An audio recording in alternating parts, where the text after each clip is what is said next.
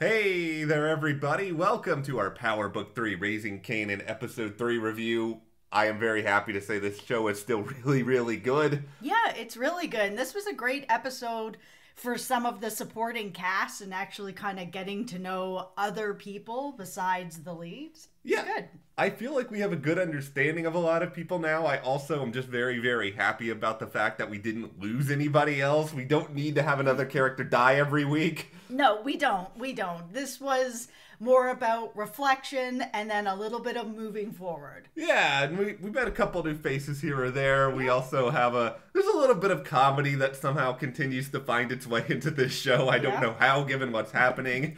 But hey, if you enjoyed this video or enjoy it, how about you hit that subscribe button, because we're here every single week breaking down Raising Kanan. We're going to be here throughout all of the Power universe, and we don't want you to miss any of that. Yeah, and normally we will have our videos up on Saturday nights, but we took a little break last night, so we're here Sunday morning getting it up. All right, so I just think... And speaking of getting it up, everybody was hooking up in this episode. I was thinking, is she really about to do, like, is this really where we're going here? Yes, it is. Everybody was getting together in this episode. Yeah, there was a lot of that going on. We saw Lulu and Jessica. They weren't, hooking up, but they were getting closer. Yeah. It was good to get to know a little bit more about him, his love of music, a little bit about his dad. I mean, obviously we had everything going on with Raq and Symphony. Yeah. And I don't know where this relationship is going. It just seems like something that's really solid in her life. This was going to be one of my hot take discussions in this video, and just sort of like, do we really need this? Like, Symphony, he seems like an interesting enough guy. I mean, yes, the origin story of Concrete is something that we can all get behind as fascinating, I guess, but it's sort of like, if I wanted to know about that, I can probably look it up on YouTube. Okay, here's the thing about Power and the Power universe. Yeah. If people aren't hooking up on this show, then I don't know what's happening. This show loves to have people hooking up. So Symphony is fulfilling that role. I feel like it's sort of one of these things where, because Starz is like a premium cable network, there's like some executive somewhere who, like, if you don't put the right amount of content, you get a call and they're like, yeah, there needs to be more content in this episode. And they're like, okay, well, we'll deliver. Here's a scene. Yeah, and the first two episodes had very little content. So now the third episode's had lots of content. And you know who else is getting some? Marvin. And I'm happy for that. I really like Marvin. I'm not that crazy about Tony. I can take it or leave it. Buddy brought her a dog, and it was a very cute dog, and his little marshmallow face. So I understand that she's feeling a certain way towards Marvin. It's a very kind gift. He wants to act like he's tough, and I'm sure that he is, but clearly there is a softer side to him.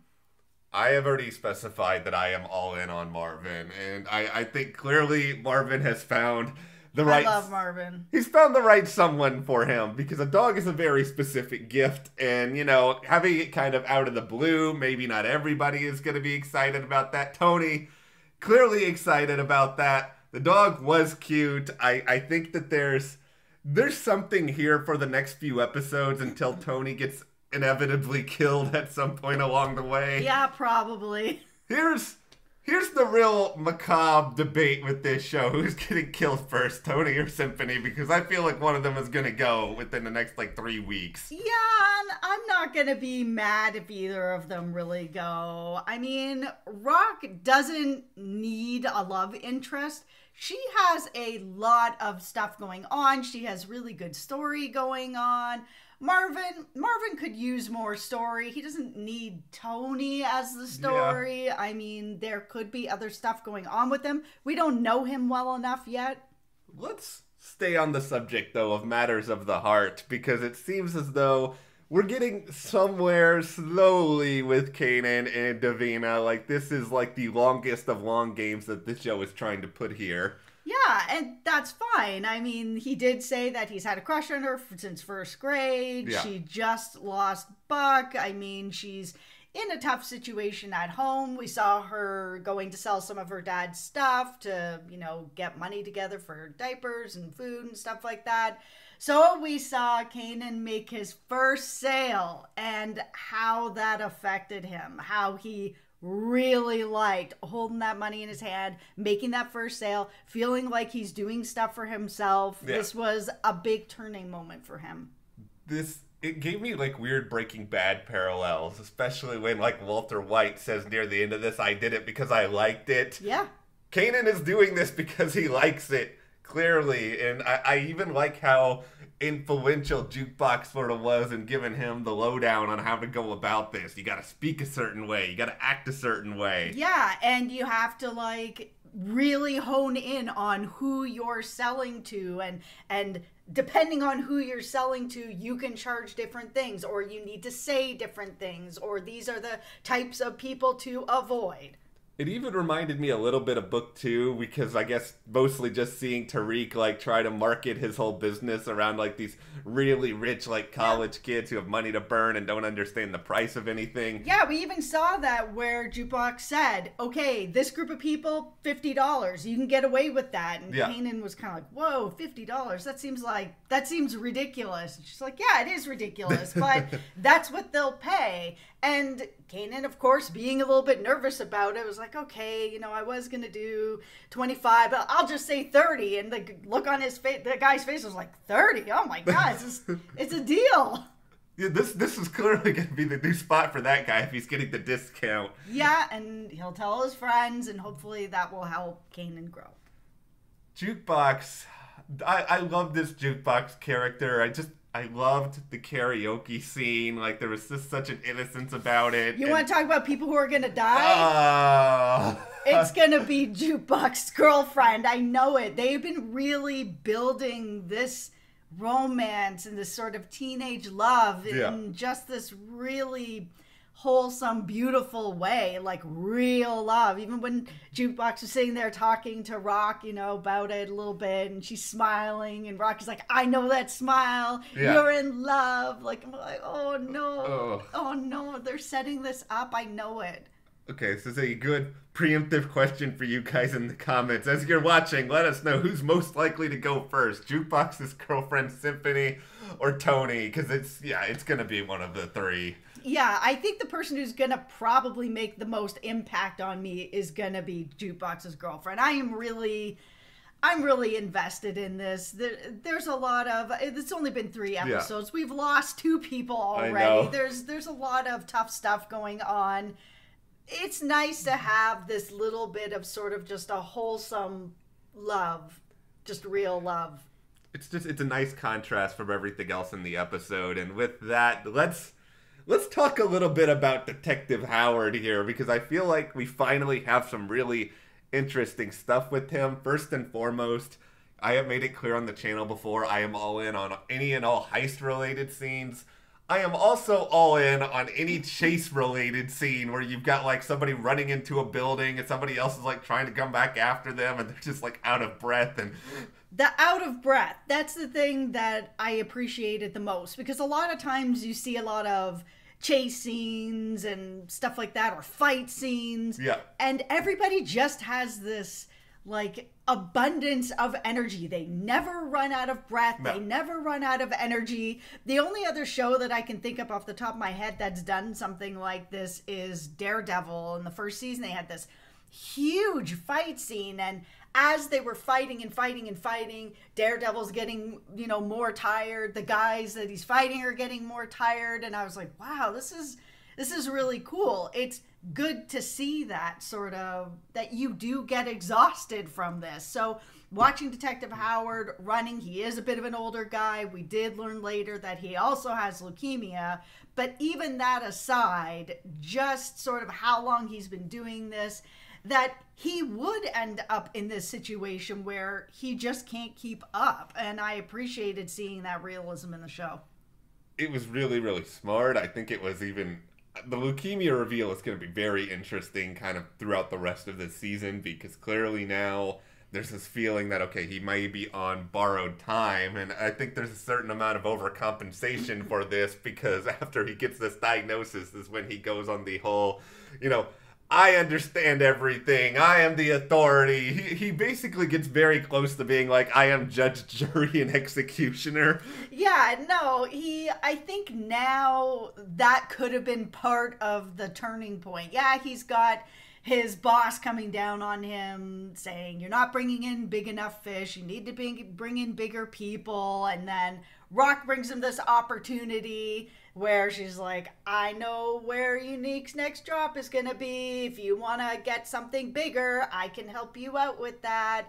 And then he decides to take that bait and go for that. And we do see at the end sort of that the two cars passing by where Unique's looking at his corners and they're empty. Yeah. And of course he's not happy about it, but he doesn't know what's going on yet. No, this is gonna be a problem. I will say that. I think we're gonna see things move in interesting directions from here. I am glad that Howard seems to have, I guess, some sort of a win, because I guess eventually if he didn't have a win, his boss was probably going to fire him. Yeah, probably. I mean, who knows? Who knows with that? I mean, yeah. It's going to be kind of just a fascinating dynamic now, because it feels like every episode it's like either we have Raq's people doing something to Unique's people, or Unique's people doing something back, and now Unique's going to be the mad person again, potentially. It was interesting, though, to see Howard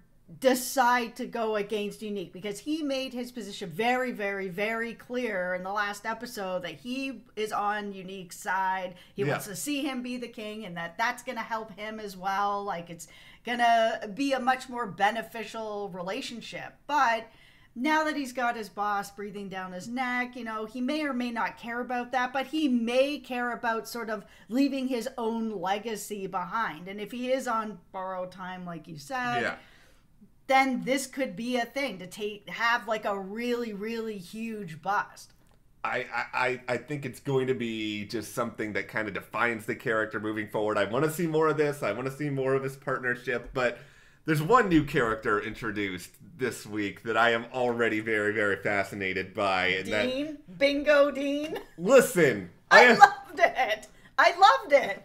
It reminded me of the Blacklist. Yes. Where we had Raymond Reddington go into like this bingo hall with all of these older people and trying to like, you know, maneuver something in there. Seeing Dean in there, turn off the hearing aid. Now we're going to have a talk. It was so good. That was the scene stealer for me. I am also all in on any scene set in a bingo hall, like the Blacklist stuff. Always really, really good. You know, back in the early seasons of Better Call Saul, glad you're doing better, Bob, where, you know, we have Jimmy in the big... It's like, these are always really, really good, and I don't know if it's just because, like, I think of, like, a bingo hall as, like, one of the last places I would probably be, and it's just so interesting seeing how these play out on shows. Yeah, it also always seems like a place that is just more relaxed, and you're just playing a game, and, you know, you're trying to win a new toaster oven, and that's what's going on, and you're not expecting this. Why are there always so many seedy characters on these TV bingo halls?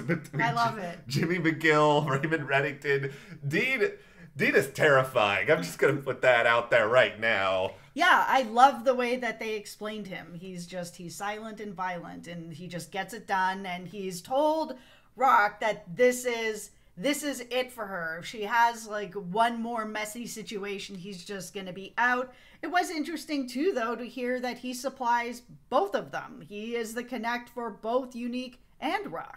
Yeah, and he doesn't seem to care about their fighting or anything. He's not going to pick a side. He just wants to be there, do his job, and, you know, hopefully make sure they don't completely destroy each other, because I'm assuming if one of them is gone, that's bad news for his business, too. I am kind of wondering if it's going to come back around that Raq has paid off one of Dean's guys to get information, and then maybe Dean is not going to have that, but I guess we'll see.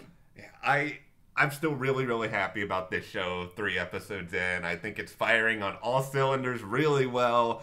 Great music, great use of everything, even like the old school video game we got in here at one point. Yep. No, it is firing on all cylinders. It's a really good show. This episode I think was really needed as well, just to flush out some of the supporting cast. I mean, we even saw Marvin at home going through Jukebox's stuff, and it was kind of interesting to see sort of the mirrored of that, where we saw Kanan walk in with the key and Marvin be like, nope, give me that key, I'm not having this. Yeah. And then see Jukebox walk into Raquel's house and be like, welcome, sit down, anything you want, my house is your house, eat anything, do anything. It was good.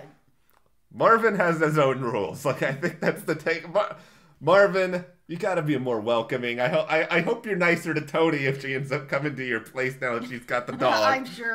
I'm sure he will be. Okay, well, but he may not be giving her a key either. Yeah, I feel like Marvin is protective of his keys, but we'll wrap this video up. But, let us know what you thought about episode 3, where you think things are going, how bad is it going to get with Unique and Raq now? It's going to probably get pretty bad, but I mean, it's exciting. We're going into episode 4, so there's a lot to come. Yeah, you're 50 on Twitter. He keeps talking about episode 5. That's like listen, you have hyped up episode 5 like it is the second coming of like the Red Wedding or something. So, well, I mean, if he can raise the bar even higher than what's been going on, I'm here for it. Bring me episode 5.